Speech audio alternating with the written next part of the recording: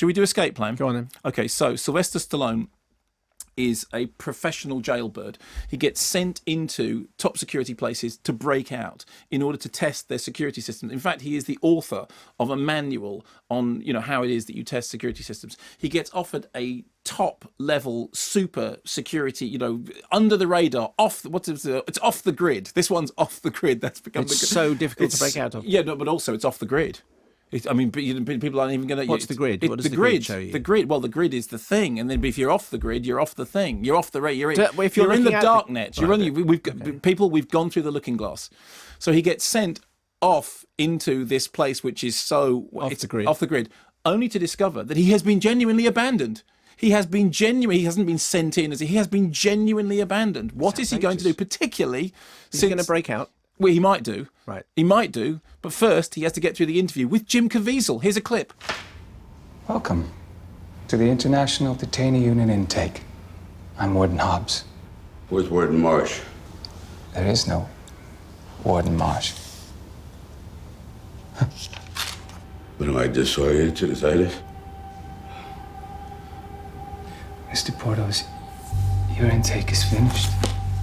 Wait! My evacuation code is 310275. Evacuation code? Yes, evacuation code. Meaning you give me a number and you walk out of here free as a bird? I don't think so. You're here now, and you belong to me. Your intake is finished. Wait. I have an evacuation code! I mean, scary, because Jim Caviezel, most famous for playing the son of God in Mel Gibson's The Passion of the Christ. So when he says, your intake interview is finished, he means, I've turned it to Sylvester Stallone, he means it's finished. That's how Sylvester Stallone talks. I don't know. That's anyone east of the Rhine. No, Sylvester Stallone's not east of the Rhine. Yeah, Sylvester that's the voice that you do. No, that's the voice that Sylvester Stallone does. He does that, and then Arnold Schwarzenegger does that voice. There were subtle differences I missed there. So anyway, he's thrown in the prison where the Son of God himself has said, "You're not getting out of here in a hurry." And the next thing you know, he has to buddy up with Arnold, and then they have to get an escape plan. The film is called Escape Plan. They want to escape. They have to get a plan. That's pretty much makes it. Sense, really. And it's one of those classic cases in which... Does it finish then? They just get the plan? That's it. They get a plan and then the film finishes, yes. I don't want to give away the final act, but it's absolutely generic nuts and bolts. I mean, it's directed by Mikael Hafström, who I have to say is not the most sparky and inventive director in the world. He is, we were talking before about that tab A into slot B, IKEA furniture form of filmmaking. But...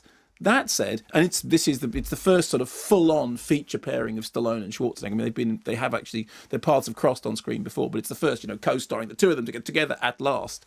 So you would have thought maybe you would have got, somebody perhaps slightly more inspiring as a director. But it's meat and potato stuff, and it does its stuff in a meat and potatoes way. And there's you get the scenes in which the guy is. They have to. I need a distraction. Every 5 minutes, somebody says, "I need a distraction," and Arnold says, "That's all right. I'll go distract somebody." And he goes over to somebody and says, "Your grandmother smells of turnips." And then there's a fight. And then I need another distraction. That's okay. I'll distract somebody. It goes, your mother smelled him up. And then that sort of happens. And then whilst all that's happening, there's all the usual prison getaway stuff, which is, did you realise that if you did this with that and a thing and then a bit of a light and then a thing, then the bolts will pop out. And I've always had a fondness for that sort of stuff. I've always had a fondness for the nonsensically complicated escape plan that happens to work because somebody gave you the inside of a packet. You took apart a packet of toothpaste. It turns out that inside there's plutonium, or at least there is if you cook it in a meat pie. That somebody, all that stuff about how you do all those. Same with The Great Escape. So I'm not comparing this to The Great Escape for 1 minute. Is it better than The Expendables? Oh, blimey, Charlie, yes. Oh, is it okay? Oh, yeah. No, way better. I mean, it's a perfectly functional, gets the job done, meat-headed action movie with the occasional kind of that sort of, the occasional kind of gag in which somebody says something that they shouldn't have said, and then huge, big, muscly old Jerry action, muscly old guys crack heads together whilst Jim Caviezel runs around and says, "I can't believe that this is what I'm doing after having previously played." Where did you go? Where did I go from here? But I thought it was fun, and I kind of enjoyed it. I enjoyed it in a good, no nonsense, It does In a White House exactly- Down kind of way. No, it's not as good as White House Down, Okay. but it's meat-headed fun in a meatheads. perfectly functional. Yes, exactly. Here's the meat. Here's the heads. There you go.